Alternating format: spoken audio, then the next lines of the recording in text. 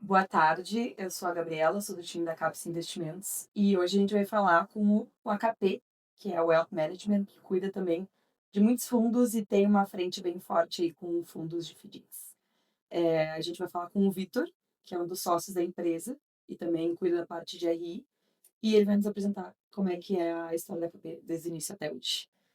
Então, Vitor, acho que tu pode se apresentar rapidamente Uhum. e contar aí a história da KP pra gente, contando as principais conquistas, como é que foi o começo até Hum, hoje. Bacana. Obrigado, Gabi. Um prazer estar aqui com o time da Capse.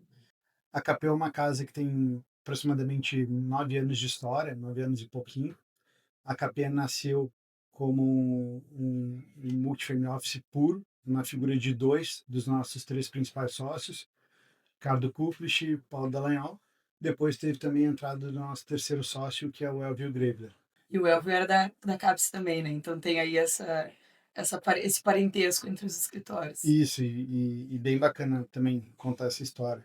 Quando o Ricardo e o Paulo se encontraram, decidiram montar ali o que seria um multifamily office puro, né? Então, do relacionamento dos dois, bem baseado ali no que diz as políticas do CFA, né? No qual tu olha o patrimônio Uhum. dos indivíduos e famílias.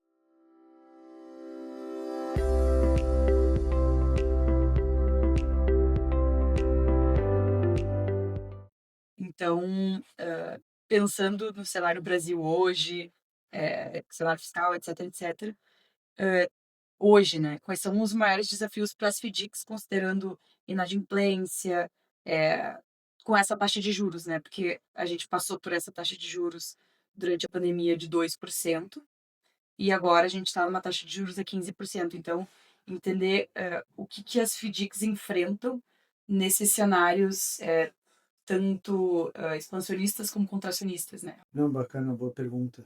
Acho que, bem como tu colocou, né, a gente chegou a ter lá uma Selic em 2% ali em meados de 2020. Chegamos até naquele período ali ter um juro real negativo, uma Selic de 2, uma inflação ali próxima a 4 em alguns períodos. E logo depois a gente teve aí, em função de cenário doméstico mais inflacionário e política monetária aí já um pouco mais restritiva, juro ainda a 3,75. O ano de 2023, o ano com o maior número de RJs que a gente já teve no Brasil. Consequentemente, o ano subsequente, né, 24, também, o segundo, o maior ano de recuperações judiciais que o país já teve. Em 2015, a gente também vê um cenário desafiador. Uhum. Sim, FDIC tem ganhado muito espaço, né? É uma indústria que hoje está em torno aí de 650, quase 700 bilhões sob gestão. A perspectiva era que esse ano encerrasse perto de 1 tri. Então, é uma Uhum. indústria realmente que ganhou uma representatividade muito grande em função da própria velocidade que consegue fazer a concessão de crédito. Então, Uhum. a partir do momento também que você tem aquele banco grande que não tem aquela agilidade de atender aquela empresa, a gente observa aí alguns FDICs até melhorando assim o perfil de empresas que vem atendendo aí no middle market. Pegando esse gancho, então, falando dos nossos dois fundos abertos, o KPCP e o KPCP 35, um pouco desse trabalho que a gente fez de proteção das carteiras, que é uma carteira parecida com o que a gente tem hoje. Em janeiro de 22, a gente fez ali um movimento bem importante, bem robusto, no qual a gente migrou ali algo na ordem de 320 milhões de cota mezanino para cota sênior, aumentando a subordinação das carteiras, tanto do KPCP FDIC quanto do KPCP 35. Tudo isso, a gente observa dois grandes riscos, né? A gente observava no cenário doméstico inflação já um pouco mais persistente e também lá fora. E em função de juros começar a subir aqui dentro, a gente optou então por fazer essa migração na ordem de 320 milhões em ambos os fundos, saindo de cota mezanino para cota sênior. Tudo isso para ter uma maior subordinação na carteira de ambos os fundos, para passar com uma carteira tranquila por aquilo que a gente entenderia que ali na frente poderia ser um cenário bem desafiador para crédito. Companhias que tomaram crédito, enfim, a um juro a 2, Uhum. hoje juro 3,75, depois a gente chegou a ver o juro ali, se não me engano, por volta de 10,50, e agora juro aí já beirando a casa dos 15%. Olhando para casa, a gente foi muito zeloso na escolha dos ativos, olhando para o aumento da subordinação das carteiras, né? Sempre com foco no nosso cotista final, no nosso parceiro, o escritório de assessoria que coloca na gente, o Multifamily Office, a consultoria, e em função disso, tivemos sempre uma carteira com todos os indicadores de inadimplência muito controlados. Nunca tivemos ali um descontrole, tanto na parte de PDD, quanto atraso, quanto recompra, sempre uns números muito, muito brandos, assim, muito tranquilos. Uhum. Hoje a gente tem no fundo KPCP em torno de 70% do fundo dentro da janela de liquidez de até 30 dias, ou Hum. seja, é um fundo D90 que tem ali praticamente 70% do fundo dentro da janela de liquidez de até 30 dias. Hum. Isso se dá muito em função das características da carteira, né? A gente investe hoje em torno de 75% em fundos abertos, fundos que têm por sua característica e são fundos multicedente, multisacado, no qual o prazo médio da carteira desse FDICs é em torno de 30 a 60 dias, ou seja, eu consigo ver a carteira desses FDICs rodar 100% entre 30 e 60 dias. E depois que a gente fez esse movimento em 2022, de aumento de subordinação, lá em meados de 2023, já início de 2024, a gente acabou tendo aí outros FDICs aí sim, fundo fechado, consignado público federal, majoritariamente Exército e SIAP, na carteira dos CAPEs. Mas, assim, são fundos fechados, prazo de amortização em torno de 48 meses, mas é um percentual menos representativo da carteira. A gente está falando aí não mais que 20% da carteira. Eu comentei do KPCP, mas o nosso fundo mais líquido, o KPCP 35, ele tem hoje 90% da carteira dentro da janela de liquidez de até 30 dias. Subordinação média da carteira hoje está em torno de 40%, em torno de 80% da carteira é cota sênior, em torno Uhum. de 20% cota mezanino. Foco da KP em todas as linhas de negócio sempre é preservação de patrimônio. Então, a gente olha muito para isso, a gente preza muito pelo nosso cotista final e pelo nosso parceiro, a CAPS ou todos os outros multifamily office que nos acompanham aí Uhum. e investem aí o recurso dos seus clientes através da KP. Uhum. E em relação ao CDI, o comportamento dos fundos foi muito bom desde o início, né?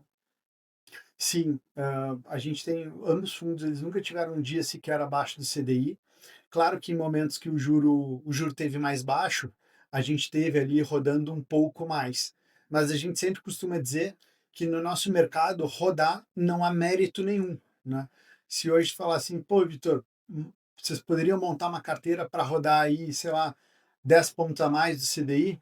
Falaria sim, mas no mesmo risco de crédito? Não. Uhum. Então a gente é bastante zeloso assim com isso. A gente tem nas premissas ter uma carteira extremamente diversificada, pulverizada, Uhum. diversificada por setor, geograficamente, bem postada e com uma liquidez bacana, dado ao atual cenário, né? A gente vem vivendo aí um cenário um pouco mais desafiador já faz aí praticamente 3 anos, e a gente acredita que para a gente poder falar isso, né, que a gente quer estar aqui pelos próximos 5, 10, 15 anos, só tendo um perfil um pouco mais conservador, Uhum. né. Então acho que esses são alguns pontos que são bem bem importantes para a gente, que, enfim, zela pelo nosso cotista final.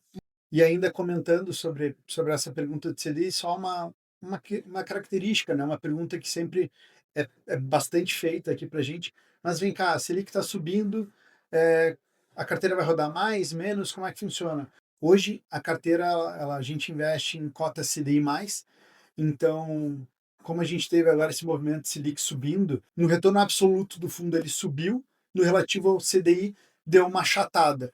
A partir do momento que a gente está vendo aí, muito provavelmente, Selic num patamar aí de 15, talvez fique por aí, talvez final do ano, início do ano que vem a gente possa vir a ver alguns cortes na Selic, A gente deve ter a carteira, tendo uma performance superior ao CDI, Uhum, tendo um incremento, né, no que diz relativo ao CDI, em função da característica das cotas dos FDICs que a gente investe. Hoje são cotas que pagam CDI mais alguma coisa. uhum. Então, a partir do momento que a Selic começa a cair, o fundo ele começa a abrir frente ao CDI, no retorno absoluto ele começa a cair um pouquinho. Para finalizar, assim, Uhum, se tu quiser compartilhar mais alguma questão da casa, assim, que vocês prezam muito pelo vocês são muito zelosos com o cotista final, né, uhum. E com os sim, nossos parceiros e com os também, né? parceiros. Perfeito. Principalmente, assim, Uhum, porque se tem uma coisa assim que a gente se orgulha bastante é ter não é uma questão de tempo de resposta, sabe? Mas é se fazer presente, é estar próximo, uhum, é estar sempre disponível para o time, sempre estar esclarecendo dúvidas.